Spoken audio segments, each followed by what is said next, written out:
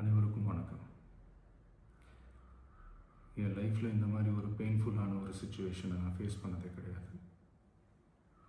மனசு முழுக்க வலி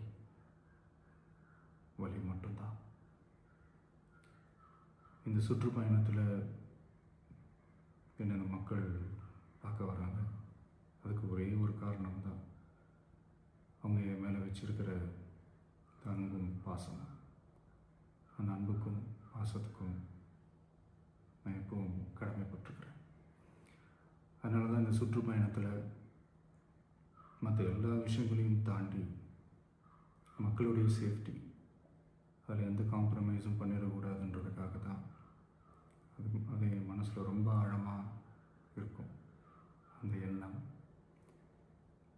அதனால தான் இந்த அரசியல் காரணங்கள் எல்லாத்தையும் தவிர்த்துட்டு ஒதுக்கி வச்சுட்டு மக்களுடைய சேஃப்டி மட்டும் மைண்டில் வச்சுக்கிட்டு அதுக்கான இடங்களை சூஸ் பண்ணுறது, அதுக்கான இடங்களை பார்த்து பெர்மிஷன் கேட்குறது, போலீஸ் டிபார்ட்மெண்ட்டில் அதை ரிக்வெஸ்ட் பண்ணி கேட்போம்.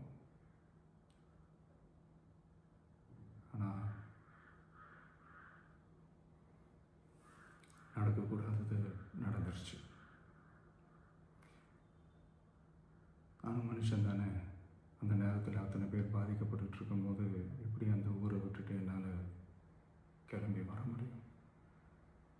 நான் திரும்ப அங்கே போகணும்னு இருந்துச்சுன்னா அதை ஒரு காரணம் காட்டி அங்கே வேறு சில பதட்டமான சுச்சுவேஷன்ஸ், வேறு சில சம்பாவிதங்கள் அந்த மாதிரி எதுவும் நடந்துடக்கூடாதுன்றதுக்காக தான் நான் அவாய்ட் பண்ணேன்.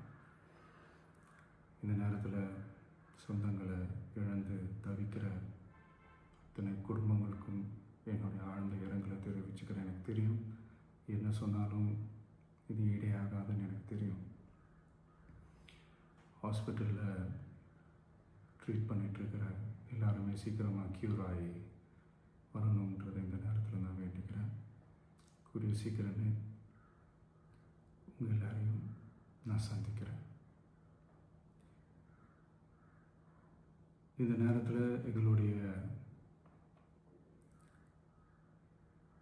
வலிகளை, எங்களுடைய நிலைமையை புரிஞ்சுக்கிட்டு எங்களுக்காக பேசின அரசியல் கட்சிகளை சார்ந்த நண்பர்கள், தலைவர்கள் அனைவருக்கும் என்னுடைய நன்றியை தெரிவிச்சுக்கிறேன்.